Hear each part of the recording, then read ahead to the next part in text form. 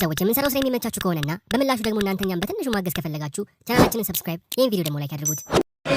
የኔ አባት የደስታዬ ምንጭ ክርስዬ አንብብልኝ ምን ይላል? የሌባ ሊግ እንግዲህ በዚህ አመት የኛ ድል አረ የኛ ትሮፊ ብሩኖ ነበረ። ብሩኖ ነው የኔ አባት ፕሌየር ኦፍ ዘ ይር እናቴ ጥሩት እንዴት አባቱ እንደምወደው ብሩኖ። ስናደድም አንዳንዴ ማየው ነገር እናገራል። ያኮርፋል። አዎ በቃ እንኳን ደስ አላችሁ። እሺ እንኳን ደስ አለ። ባለው አየር መዝናናት ነው ወይ ክብራ ትባላለች። የአእምሮ እድገት ውስንነት አለባት። እነዛ ዋንጫ በበሉበት ጊዜ ፕሌየር ኦፍ ዘ ሲዝን እኛ ሜዳ ላይ ነው። ፕሌየር ኦፍ ዘ ይር የኛ ነው። ይሁን ባለው አየር ያላችሁ እኛው እንደሰት ማንንም ሳነካ ብሏል። ማይ ፋሚሊ ኮንግራ ካፒቴን ብሩኖ ፈርናንዴዝ የፕሪሚየር ሊጉ የአመቱ ምርጥ ተጫዋች በመባል ተመርጧል። እውነት በጣም ደስ ብሎኛል። ቤት ውስጥ አይደለሁም። ይሄን ድንገት እዚሁ መኪና ውስጥ ያየሁትና መረጃውን ለሱ እኔ በጣም ደስ ብሎኛል። እኔ የሚያከራከር ነው ብዬ አላስብም። የሚያሰጉ አልነበሩ፣ ምንም ስጋት አልነበረብኝምና ስላሸነፈ በጣም ደስ ብሎኛል። በግሉ ላሳለፈው ነገር ክለቡ አሁን የሱ አስተዋጽኦ ትልቅ ነው። አሁን ሶስተኛ ሆነን ለመጨረሳችን ትልቁ አስተዋጽኦ አድርጓል ብዬ አስባለሁና ለሱ እኔ በጣም ደስ ብሎኛል። እስቲ ብሩኖ በማሸነፉ የተሰማችሁን ኮሜንት ላይ አስቀምጡ። ቪዲዮን ደግሞ ኮፒ ሊንክ፣ ሪፖስት፣ ላይክ ማድረግ እንዳይረሳ። ቴንክ ዩ። የአመቱ ምርጥ ተጫዋች ለመባል የእንግሊዝ ፕሪሚየር ሊግን ማንሳት አለብህ ስትሉ የነበራችሁ እንዴት ናችሁ? ደህና ናችሁ? ያንን አህያችሁን ማለት ነው አከራይታችሁ ሸቅሉበት። ካፕቴን ብሩኖ ፈርናንዴዝ የእንግሊዝ ፕሪሚየር ሊጉ የአመቱ ምርጥ ተጫዋች በመሆን ተመርጧል። አባቴ ያንን አህያን አከራየው ብያለሁ። አባቴ ከካፕቴን ብሩኖ ፈርናንዴዝ ጋር በዚህ ሰዓት የሚነጻጸር የትኛውም አይነት ተጫዋች የለም። አባቴ 10 ቁጥር ሆኖ ከካፕቴን ብሩኖ ፈርናንዴዝ ጋር ሊነጻጸር የሚችል አንድም ተጫዋች ዓለም ላይ የለም። አባቴ ካፕቴን ብሩኖ ፈርናንዴዝ ይለያል። አባቴ ሊደርሺፕ ብትል አሲስት፣ ቻንስ ክሬት፣ ኧረ በእናታችሁ በምን ዘርፍ እስኪ ቁጥራዊ ነገር ካነሳለት በእያንዳንዱ ቁጥራዊ ነገሮች ካፕቴን ብሩኖ ፈርናንዴዝን የሚበልጥ አንድም ተጫዋች የለም። ላክለት ቆርጠ ለዛ ለግርማቸው ነው ለማን ነው የምትሉት? ግርማቸው ሳትሆን አንተ ውርደታቸው ነው። አባቴ ውርደታቸው ነው። እየገባችሁ እያንዳንዳችሁ ማለት ነው የካፕቴን ብሩኖ ፈርናንዴዝን ፎቶ ኮመንት ላይ ደቅ ታረግልኛለህ። ለማንኛውም ለጀማው ድረስ ሼር፣ ኮፒ ሊንክ፣ ሪፖስት ማድረጋችሁ እንዳይዘነጋ፣ ፎሎም እንዳይረሳ። ይቻማችሁ ያራዳ ልጆች። ብሩኖ አንድ ጨዋታ እየቀረው የአመቱ ምርጥ ተጫዋች ግባና አውጣው አንድ ጨዋታ ይቀርዋል ማለት ነው። እዛ ላይ ደግሞ አንድ አሲስት ሲያደርግ ዋው ነው የሚሆነው። ዋው ልጁ በቃ ምንም እኮ የሚንሳነው ነገር የለም። የእውነት ነው የምልህ ዴክላን ራይስ የሚገርም አመት ነው ያሳለፈው። ልጁ የሚደገም ልጅ አይደለም። እኔ በጣም በቃ ካየኋቸው በዚህ 2 አመት ውስጥ ካየኋቸው ምርጥ ተጫዋቾች ውስጥ አንዱ ነው ዴክላን ራይስ። ይሄን አልክድም፣ ትክክለኛ ተጫዋች ነው። ብሩኖ ግን ሌላ ሌቭል ላይ ነው ማን 8 ጎል 20 አሲስት ከደነዞች ጋር እየተጫወተ ማለት ድንዝዝ ካሉ ከአብዱኪያር ጋር ነው የሚጫወተው፣ ከንቡሙ ጋር ከነ አማድ ጋር ከሼሽኮ ጋር እየተጫወተ ያደረሰ ማለት ነው። ወይኔ ሃላንድ አብሮት ቢጫወት እኮ ይሄ ልጅ እኮ ማለት ነው 43ኛ አሲስት ምናምን። በስመ አብ ትችላለህ፣ አንተ ትችላለህ። ሲጀመር እንደሚበለው ግልጽ ነበር። ያው አከራካሪ ስለሆነ ነው እንጂ ግልጽ ነበረ። ይገባሃል ነው የምልህ። ሰበር ዜና!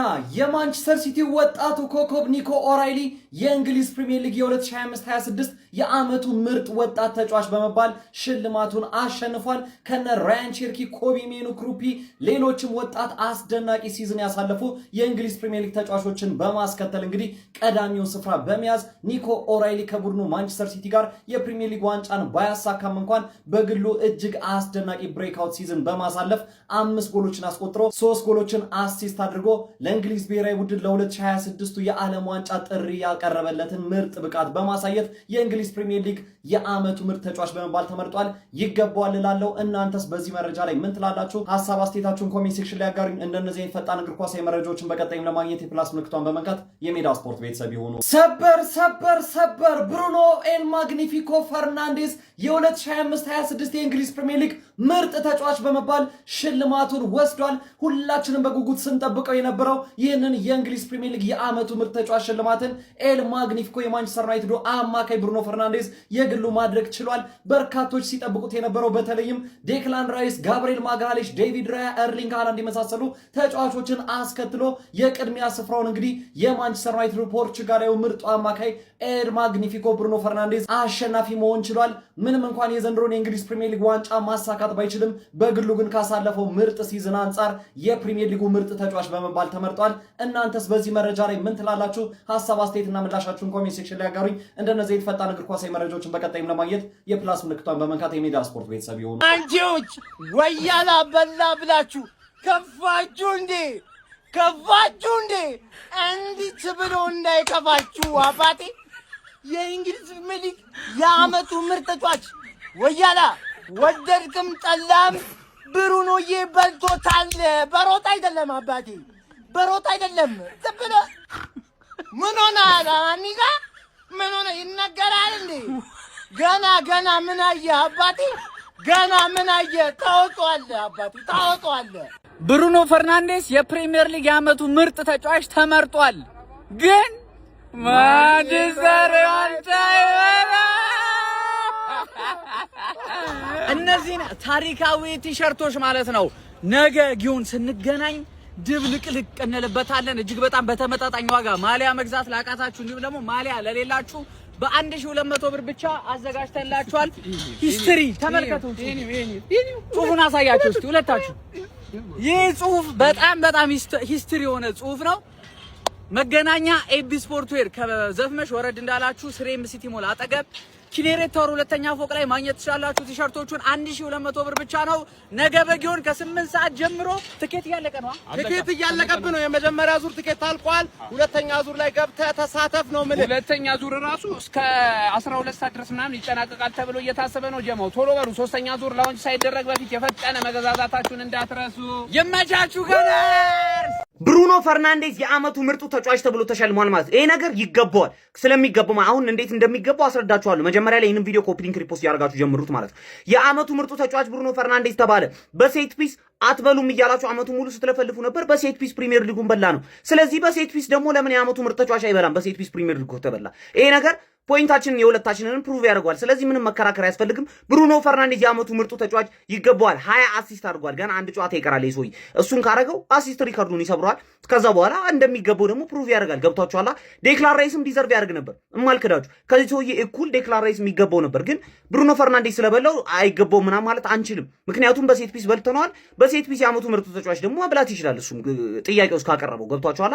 ግን ሁለቱም ዲዘርቭ ያደርጉ ነበር ማለት ነው። ብሩኖ ፈርናንዴዝ መብላቱ ትንሽ እንትን ቢላይ አልደበረኝም። ይገባዋል። ዲዘርቭ የሚያደርግ ነገር ነው። 20 አሲስት አድርጓል ፕሪሚየር ሊግ ላይ በተጣለው ዩናይትድ ምንም ዋንጫ ባላሳከው ዩናይትድ ማለት ነው። ስለዚህ ይገባዋል። እንዳትከራከሩ። የእናንተን ሀሳብ ደግሞ ኮመንት ላይ ያስቀምጡልኝ። እሺ ጋር ዛሬ ደግሞ በእንግሊዝ ፕሪሚየር ሊግ ወጥነት የተሞላበት እንቅስቃሴን ያደረጉ ምርጥ 10 ተጫዋቾች የምንመለከት ይሆናል። አቋማቸው ሳይዋዥቅ ሚስተር ኮንሲስተንት ሚል ስያሜ የተሰጣቸውን ተጫዋቾች ነው ባጭሩ የምንመለከተው። ኮፒ ሊንክ ማድረግ እንዳይረሳ ወደ ቪዲዮ። 10ኛ ሞይሰስ ካይሴዶ ተቀምጧል። ሞስት ኮንሲስተንት በጣም ወጥነት ያለው እንቅስቃሴ የሚያሳይ ተጫዋች በዚህ የውድድር ዘመን 31 ጨዋታዎችን ጀምሯል። 2626 ደቂቃ ተጫውቷል። እሱን ክሬዲት እንሰጣለን። 87.2 ታክል ሰክሰስፉል ታክል ራይት አለው። ኳስ የማስጣል ሂደት ማለት ነው በተሳካ መንገድ እና ዋይድሊ ሳይትድ ባይ ዘ ዳታ ሀብስ ላይክ ፉትሞብ ቼልሲስ ሞስት ሪላይብል አሴት የቼልሲ በጣም እምነት የሚጣልበት ግብአት የሆነ ተጫዋች ነው የሚለው ስካይ ስፖርትም ሆነ ፉትሞብ ናቸው በነገራችን ላይ ይፋ ያደረጉት። ሚካኤል ቻርሊ አይደለም ይፋ እያደረገ ያለው። 10ኛ ደረጃ ላይ ሞይሰስ ካይሴዶ ተቀምጧል። ራያን ቸርኪ 9ኛ ደረጃ ላይ ተቀምጧል። ያስኬዳል ያስኬድም ለእናንተ የምትዋሳቡ ነው። 12 አሲስት አለው። 19 ደግሞ ቢግ ቻንስ ክሬት አድርጓል። በአጠቃላይ ሲቲንግ ከተቀላቀለ በኋላ በዚህ ወር ዘመን ማለት ነው። በአማካኝ በ90 ደቂቃ 0.44 ኤክስፔክትድ አሲስት አለው ወይም ደግሞ ኳስን አመቻችቶ የማቀበል ቁጥራዊ መረጃዎች እንዳሉት ነው በዚህ መንገድ የሚያሳየውና በአጭር ጊዜ በቃ ፕሪሚየር ሊጉን ከተቀላቀለ በኋላ በጣም ይሄ ክሬቲቭ ሚድፊልድ ኤንጂን መሆኑን በትልቁ አሳይቷል። በጣም የፈጠራ ሞተር ላይ በጣም ትልቅ አስተዋጽኦ እየበረከተ ነው የሚገኘው። በአጠቃላይ በማንቸስተር ሲቲ እግር ኳስ ክለብ ውስጥ 9ኛ ደረጃ ላይ ተቀምጧል። 9 ፈጠን እያለን ያለን 8ኛ ደረጃ ላይ ሞርጋን ጊብሳይት ተቀምጧል። 13 ጎሎችን አስቆጥሯል። 43 ኦፕን ፕሌይ ቻንስ ክሬት አድርጓል። ለዚህ ነው የልጅ አንድሬትር ነው የምላችሁ። አሁን ቶማስ ቱዌል በየትኛው አምሮ ነው ይህን ተጫዋች ሳጠራ የምትሄደው? አድክም የሆነ ሰውዬ 43 ኦፕን ፕሌይ ቻንሶችን ክሬት አድርጓል። 13 ጎል አስቆጥሯልና ቡድኑ ከወራጅ ቀጠና እንዲላቀቁ ትልቅ አስተዋጽኦ ያበረከተ 16 ነን ፔናልቲ ጎል አለው። ከፍጹም ቅጣት ምት ውጪ በፕሪሚየር ሊግ ላይ ዘንድሮ 16 ጎል ያስቆጠረ ተጫዋች ነው ሞርጋን ጊብሳይት። ከዚህ በላይ ኮንሲስተንሲ ሊመጣ አይችልም። 8ኛ ላይ እንደውም ዝቅ አለበት ባይ ነኝ፣ ግን 8 ያጃ ላይ ተቀምጧል። ሴሜንዮ 7 ያጃ ላይ ተቀምጧል። ያው ግልጽ ነው ማሲቭ ብሬክአውት ሲዝን ያሳለፈው 2 ዋንጫዎችን አሳክቷል። ከዛ በተጨማሪ 16 ጎሎች አሉት። 128 ድሪብል አቴምፕት ተከላካዮችን የማለፍ ሙከራ ያደርጋል። ሙከራ ስርጭት ማለት ነው። ስንቱ ተሳካ ግልጽ አይደለም፣ ግን 128 ጊዜ መሞከሩም ማን አየበት? ዊንገር እንደዚህ ነው ማድረግ ያለበት ኳስ የሚመልሱ ስላሉ ማለት ነው። እና በጣም ጥሩ የሚባል እንቅስቃሴ ነው ያደረገው። በአጠቃላይ የሲቲ ሁለተኛው የጎል ማሽን ነው ከሃላንድ ቀጥሎ ማለት ነው። 7 ያጃ ላይ ተቀምጧል። ሚስተር ኮንሲስተንት በሚለው ዘርፍ ላይ አንቷን ሴሜንዮ። ጋብሪኤል ማጋሌሽ ከአርሰናል 6 ያጃ ላይ ተቀምጧል። 18 ክሊን ሺቶችን አስመዝግቧል። 3 ጎል አስቆጥሯል። በአጠቃላይ በእንግሊዝ ፕሪሚየር ሊግ የውድድር ምዕራፍ በአጠቃላይ በሁሉም ውድድሮች ደግሞ 5 ጎሎችን አስቆጥሯል ማለት ነው። ሁሉንም ይሄን የውድድር ዘመን አጠቃላይ ካየ ነው ማለት ነውና the most consistent በጣም ወጥነት ያለው የተከላካይ መስመር ጥምረት ከሚያሳዩ ተጫዋቾች መካከል አንዱ ነው። ያው ኤሪያል ብሎኮች ይታወቃል። ሴት ፒስ ታርጌት ነው። በዚህ መንገድ እንግዲህ 6 ያጃ ላይ የተቀመጠበት አጋጣሚ እንዳለ ESPN፣ ስካይ ስፖርትና ፉትሞብ ዘግቧል። ኢጎር ቲያጎ 5 ያጃ ላይ ተቀምጧል። ነው ለመናገር ያክል የተጫዋች 5ኛ መሆኑ ብዙ የሚያነጋግር አይደለም። ምክንያቱም በየጨዋታው በተሻለ መጠን ጎል ለማስቆጠር ጥረት የሚያደርግ አይነት ተጫዋች ነው። ትልቅ ጨዋታዎች ላይ ይፈዛል። አንዳንዴ እሱ የታየበት አጋጣሚ ነው። 66 ጊዜ ሞክሯል ሙከራ ከነዛ መካከል 22 ጎሎች ናቸው። በእንግሊዝ ፕሪሚየር ሊግ በርካታ ጎል ያስቆጠረ ብራዚላዊ ተጫዋች እንደሆነ ታውቃላችሁ። ያንን ታሪክ በመጀመሪያ በተጫወተበት የእንግሊዝ ፕሪሚየር ሊግ የውድድር ምዕራፍ ላይ ነው ማሳካት ይቻለው። ስለዚህ ሚስተር ኮንሲስተንት በሚለው ዘርፍ ላይ 5 ያጃ ላይ ተቀምጧል። ዴቪድ ራያ 18 ክሊን ሺት በዚህ ወር ዘመን በማስመዝገብ እንግዲህ የወርቅ ጓንትን ለተከታታይ 3ኛ ጊዜ ያሳካው ይህ ግብ ጠባቂ 4 ያጃ ላይ ተቀምጧል። ዘንድሮ ያርሰናልን ሁሉንም ጨዋታዎች የተጫወተ ተጫዋች ነው። እርግጥ ነው ግብ ጠባቂ ቢሆንም ግን ሁሉንም መጫወት ቀላል ነገር አይደለም። ቅጣት ሳያጋጥማችሁ ጉዳት ሳያጋጥማችሁ ማለት ነውና ዴቪድ ራያ ምንም ጥያቄ የለውም የአርሰናል የዋንጫ ጉዞ ላይ ትልቁ የጀርባ አጥንት ከሚባሉት ተጫዋቾች መካከል አንዱ ነው። 4ኛ ደረጃ ላይ ተቀምጧል። ዴክ 3 ያጃ ላይ ተቀምጣለች። ዴክላን ራይስ ቦክስ ቱ ቦክስ ሴንትራል ሚድፊልደር እንደሆነ ታውቃላችሁ። 17 ቢግ ቻንስ ክሬት አድርጓል። ብዙዎቻችሁ ከብሩኖ ፈርናንዴዝ ጋር የነበረው ንጽጽር ምዕራፍ ላይ እንደዚህ አይነት ቁጥራዊ መረጃዎችን ሚስ ያደርጋችሁ ይመስለኛል። ምክንያቱም ተጫዋቹ ያው 6 እና 8 ስለሆነ ታክሉ ላይ ምናምን ነው ሞር ፎከስ የምታደርጉት። 5 አሲስት እንዳለ ይታወቃል አይደል? 51 ቻንስ ክሬት አድርጓል። ከነዛ መካከል 17ቱ ቢግ ቻንስ መሆኑን ታውቁ ይሆን የሚል ጥያቄ መሰንዘር ያስፈልጋል። 18 ክሊን ሺት አለው። ክሩሻል ነው ይሄ ተጫዋች ባይኖር አርሰናል አሁን ያሉበት ቦታ ላይ ደርሱ ዋንጫ ቢበላሉ የሚል እምነት የለኝም። እኔ ፐርሰናሊ 3 ያጃ ላይ ታስቀምጠውታል በሚስተር ኮንሲስተንት ዘርፍ ላይ። ልክ ነው ልክ አይደለም የሚለው ለእናንተ መተው ጉዳይ ነው። ኮሜንት ላይ ይጠብቃል እናንተን ሀሳብ። ኤርሊንግ ሃላንድ 2 ያጃ ላይ ተቀምጧል። 27 ጎሉና 8 አሲስቱ ለዚህ ግባት ነው። ፕላስ የተጫወታቸው ጨዋታዎችን በርካቶች ናቸው። በነገራችን ላይ ሾት ኮንቨርዥን ሬቱ ወደ 21% ደርሷል። የሚመታው ወደ ጎል የሚቀየርበት አዝ 21 በመቶ ነው። ከዛ በተጨማሪ በእግር ኳስ ታሪኩ 8 አሲስትም አድርጎ አያውቅም በነገራችን ላይና በዛ መንገድ ተመዝግቧል። 2 ያጃ ላይ ተቀምጧል። ከዴክላን ራይስ መሆን ነበረበት አልነበረበትም? ይህም ለእናንተ ማቀርበው ጥያቄ ነው። ኮሜንት ላይ መልሳችሁን እጠብቃለሁ። አንደኛ የሚለውን ከመናገር በፊት ዶክተር ተናኘ መካከለኛ ክሊኒክ የዚህ መረጃ አጋር ነው። የተሟላ የጤና አገልግሎት ለእናንተ ይሰጣል። ሰሚትና ሰሚት ቀውጢው ሰፈር ላይ ይገኛል። ወደ ዋን ፕላኔት መሄጃ ከሰሚት ወደ መድኃኒዓለም እየሄዳችሁ ማለት ነው። ኖክ ማዲያ ፊት ለፊት የሚያስገባው መንገድ ላይ ወደ ዋን ፕላኔት 50 ሜትር ገባ ብሎ ታገኙታላችሁ። ዶክተር ተናኘ መካከለኛ ክሊኒክ ከማማከር አንስቶ የተሟላ የጤና ሕክምና አይበለውና አያድርሰውና የጤና እክል ካጋጠማችሁ ትክክለኛ ቦታው በተለይ ሰሚትና አካባቢዋ ከሆናችሁ ለእናንተ ይቀርባል። ዶክተር ተናኘ መካከለኛ ክሊኒክ ነው። በላይ ካስቀመጥኩላችሁ ስልክ እየደወላችሁ ከማማከር አንስቶ ሁሉንም አገልግሎት ማግኘት ትችላላችሁ። ይመቻችሁ እያላችሁ ይገኛል። ያው አንደኛ ደረጃ ላይ ብዙዎች ግምት ነው። አንደኛ ብሩኖ ፈርናንዴዝ ብሩኖ ማግኒፊኮ ተቀምጧል። 20 አሲስት ቀልድ አይደለም። ከዛ በተጨማሪ 132 ቻንስ ክሬት አድርጓል በዚህ ወር ዘመን 32ቱ ቢግ ቻንስ ናቸው። ተጠቅመውበታል አልተጠቀሙበትም ሌላው ጥያቄ ነው። እነ ሼስኮ እነ ምቤሞ እነ ኩኛ 33 ግን በጣም ጣጣቸውን የጨርሱ ወርቃማ የጎል አጋጣሚዎች ግን ፈጥሮላቸዋል። ቁጥሮች ናቸው የሚናገሩት። በየትኛውም የሜጀር ፕሌይሜከር ሜትሪክስ አንድ ፕሌይሜከር እንደ መስፈርት እንደ ክህሎት ከሚጠቀምባቸው ጉዳዮች መካከል ሁሉንም መመዘኞችን ብታዩ ከብሩኖ ፈርናንዴዝ በላይ የሚቀመጥ ተጫዋች የለም። ይህን ቁጥሮች ናቸው የሚናገሩት። 20 አሲስት አለው ኦልሬዲ። ነገ ደግሞ ያንን ነገር የመስበር ኦልሬዲ ድሉ በእጁ ነው። ይጠቀምበታል አይጠቀምበትም የሚታይ ጉዳይ ነው የሚሆነው። እንደ ኦፕታ እንደ ESPN እንደ ስካይ ስፖርት እንደ ፉትሞብ በጋራ ነው ይህንን ሞስት ኮንሲስተንት ተጫዋቾች በእንግሊዝ ፕሪሚየር ሊግ ብለው ይፋ ያደረጉት ማለት ነው። ትክክል ነው ያስማማል አያስማማም? የናንተን ሀሳብ ኮሜንት ላይ ይጠብቃሉ። ቤቱን ፎሎ ማድረግ እንዳይረሳ። ላንገናኝ እንችላለን። አርሰናል ጨዋታው ተመለከተ ከባድ ነው። አንድ ጨዋታ ስለሆነ ከባድ ነው። ዛና PSG የሚሉ ብዙ ወገኖች ሊኖሩ ይችላሉ፣ ግን አንድ ጌም ነው። አንድ ዋንጫ ጨዋታ ነው። PSG 5 እንደሚያገባው ሌላ ቡድን ላይ እዚህ አያገባም። በደንብ መናገር ይችላል። በደንብ አሁን አምና ኢንተር ላይ አግብቷል አይደል? ብዙ ጎል እንደዛ አይነት ጎል አሁን አርሰናል ላይ አያገባም። ባየር ሙኒክ ላይ አግብቷል አይደል? ተገባብቷል። አርሰናል ላይ እንደዛ አታረግም። ስፔሻሊ ደግሞ ቲምበር ሚድን ከሆነ ከባድ ነው።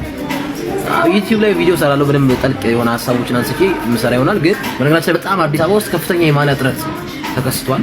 የማሊያ መሸጫ ዋጋም ንሯል። አርሰናል ዋንጫውን ካረጋገጠ በኋላ እንደውም የ1500 ብር ጭማሪ እስከ 1000 ብር ጭማሪ አድርገዋል የማሊያ አከፋፋዮች ቀደም ሲል ከሚመጣበት ዋጋ አንፃር ማለት ነው። እና ይሄ ከማክሰኞ የበርንማውዝና የማንቸስተር ሲቲ ድል በኋላ ብዙዎች የአርሰናል ማሊያ ለብሰው እሁድ ሴሌብሬት ማድረግ ስለሚፈልጉ ያንን ነገር ግምት ውስጥ በማስገባት ከፍ ብሏል፣ ሂሳብ ከፍ ብሏል፣ ጨምሯል እና ያንን ግምት ውስጥ አስገብተው ነው አርኪ ኢቨንት ይሄን ነገር የሚናገረው ማለት ነው። በሰላም ይለቅ፣ በሰላም ደስታችሁን ጨርሱ፣ ጸብ እንዳይፈጠር፣ ከሌሎች ክለቦች ጋር አትጣሉ፣ በቃ ራሳችሁን ችላችሁ ደስታችሁን ጨርሱ፣ ተዝናኑ ብዬ ነው መናገር ፈልገውና ያው እንግዲህ ብሩኖ ፈርናንዴስ የፕሪሚየር ሊጉ የአመቱ ምርጥ ተጫዋች በመባል ተመርጧል ማለት ነው። አልዋሻችሁም ዴክላን ራይስ እንዳሸነፍ በጣም ፈልጌ ነበር ማለት ነው። እግዚአብሔር ዴክላን ራይስ ይገባዋልም ደግሞ ማለት ነው። ዴክላን ራይስ ቢያሸንፍ በጣም ደስ የሚለኝ፣ ስላላሸነፈም ደብሮኛል ሆነስሊ ማለት ነው። ግን ደግሞ ብሩኖ ፈርናንዴስ ኢትስ ኢንክሬዲብል ሲዝን ማለት ነው። በጣም ማይታመን ለዛውም በማይመቹ በአሞሪም ስር አብዛኛው ዩናይትድ ደጋፊዎች ይውጣ እንዳልተባለ ምናምን ከዛ በኋላ ተመልሶ ወደ ቦታው ይሄ ሪከርድ መጋራት ምናምን this is incredible season ማለት ነው። በጣም ማይታመን ብሩኖ ፈርናንዴዝ የሆነ በጣም የሚገርም ተጫዋች ነው። እግዚአብሔር እኔ ከዚህ በፊትም ብዙ ጊዜ ስለው ሰምታችኋል። ኤቭሪ ጮቶ ሁላ የሆነ ታይም የዩናይትድ ደጋፊዎች ብሩኖ ተጫዋች ስላላችሁ እድለኞች ናችሁ ምናምን እስከማለት እና በደንብ ኮንሲስተንሲ ነበረ። በጣም የሚገርም ፐርፎርማንስ ነበር ማሳየት የቻለው በዚህ ሲዝን። ኤቭሪ ጮቶች ላይ የሱ ሚና በደንብ ጎልቶ ይታይ ነበር። አይገባው ማለት አልችልም እኔ ዴክላን ራይስ ቢያሸንፍ እንደ አርሰናል ደጋፊ በጣም ነው ደስ የሚለኝ፣ ይገባዋል ብዬ አስባለሁ። ያ ማለት ደግሞ ብሩኖ ፈርናንዴዝ በማሸነፉ ኮምፕሌን እያደረኩ አይደለም፣ እሱም ይገባዋል በአግባቡ ማለት ነው። እና ግን እንደ አርሰናል አሁን እንደ ገደልተኛ አፋን ምናምን እኔ ኖርማል ሊሆን ይችላል፣ ግን እንደ አርሰናል ደጋፊ ዴክላን ራይስ ማለት በዚህ ሲዝን ማለት ነው ይሄ ኮንሲስተንሲ ሲዝኑ ከተጀመረ ጀምሮ ኢቨን ሻምፒየንስ ሊግ እየተጫወተ የተለያዩ ቶርናመንቶች እየተጫወተ ፕሪሚየር ሊጉ ላይ ምንም አይነት አቋም መዋዠቅ አይታይበትም ነበር ማለት ነው። ኢቨን የሆነ ታይም የምታስታውሱ ከሆነ አሁን እንደውም ወደ መጨረሻዎቹ አት ዘ ኤንድ ኦፍ ዘ ሲዝን አሪፍ የሆነ መጣ። ከዚህ የሆነ ታይም ኖርማል ተጫዋች ሆነና ያኔ የዴክላን ራይስ ውድቀት የሱ ኖርማል ሲጫወት ነው ማለት። ኤቭሪ ጌም ላይ በቃ የሚሰጠውን ሬት መመልከት ትችላላችሁ። በቦታው ቁጥሮችን ማንሳት ትችላላችሁ። ቢጫ ካርድ ራሱ በሲዝኑ 3 ቢጫ ካርድ የተመለከቱ ሪድ ካርድ ዴሩ አሴ ዲፌንሲቭ ሚድፊልድ ምናምን አስቡት። 8 ቁጥር ዲፌንሲቭ ሚድፊልድ እንደፈለገ ወደ ኋላ ወደፊት ቦክስ ቱ ቦክስ አይደክሙ 90 ደቂቃ አንደኛው ደቂቃ ላይ እና 9ኛው ደቂቃ ተመሳሳይ ኢነርጂ ምናምን እና ዴክላን ራይስ ቢያሸንፍ እኔ እንደ አርሰናል ደጋፊ በጣም ስለምወደው ሻምፒዮንም ስለሆነ በጣም ደስ ይለኝ ነበር። ያ ማለት ግን ብሩኖ ፈርናንዴዝ አይገባውም ማለት አይደለም። እኔ ብሩኖ ላይ ያለኝን አቋም ታውቃላችሁ። በጣም የሚመቸኝ ማደንቀው ተጫዋቹ ያኔ ቴስት አይነት የሆነ ተጫዋች ነው። በማሸነፉ ያው አልደበረኝም፣ ደስ ብሎኛል ማለት እችላለሁ። የዩናይትድ ደጋፊዎች ኮንግራ ይመሻሹ። የኦስማን ዴምቤሌ የጉዳት ነገር ያሳሰባችሁ ሰዎች ወይም ደግሞ ከምን ደረሰ ያላችሁ ጠይቁ ለነበራችሁ ሰዎች እንግዲህ ልንገራችሁ። ያው ኦስማን ዴምቤሌ ከጉዳት እንዳገገመ ሙሉ ለሙሉ ፊት እንደሆነ ወይም ደግሞ ቡቅ እንደሆነ በሻምፒየንስ ሊግ የፍጻሜ ጨዋታም ከአርሰናል ጋር እንደሚጫወት አሳውቋል። ስለዚህ ምንም ጉዳት የለበትም። ባለፈውም የነበረው ማይነር ጉዳት ነው። ስለዚህ ለፍጻሜው ጨዋታ አርሰናል ጋር ይሰለፋል ማለት ነው። ብሩኖ ፈርናንዴዝ የአመቱ ምርጥ ተጫዋች ከተባለ በኋላ የማንቸስተር ዩናይትድ ደጋፊዎች ኢቨንት ሊያዘጋጁ እንደሆነ ታውቋል። ነገ ጠዋት መገናኛ ነው። አረ ቡርኖ ፖርቹጋላዊው የማንቸስተር ዩናይትድ ተጫዋች ሆነው ብሩኖ ፈርናንዴዝ የእንግሊዝ ፕሪሚየር ሊግ የአመቱ ምርጥ ተጫዋች ተብሎ ተመርጧል ማለት ነው። ይገባዋል። ከመረኝ ነው መላችሁ በቃ ዩናይትድን ከዛ ስራግል አውቶ እዚህ እንዲደርስ ያደረገው አንድም እሱ ነውና ያው ምንም ቅርብ ይለኝም ተቀድሜ ቻምፒየንስ ሊግ ማረጋገጣቸውን በአቅም ቅርብ ይለኝም ስለ ሪካርዶና ስለዚህ ተጫዋች ችሎታ ግን ልመሰክር ግድ ነው። ምክንያቱም ቁጥሮች ሁሉ ይመሰክሩለታል። 20 የፕሪሚየር ሊግ አሲስት፣ 8 ጎል፣ ብዙ የጎል ድሎችን በመፍጠር ቢግ ቻንስ በጌታስም ብቻ ዘንድሮ እጅግ በጣም ድንቅ ሲዝንን እያሳለፈ የሚገኝ ተጫዋች ነበር እና ብሩኖ ፈርናንዴዝ የእንግሊዝ ፕሪሚየር ሊግ የአመቱ ምርጥ ተጫዋች ተብሎ ተመርጧል። ይገባዋል።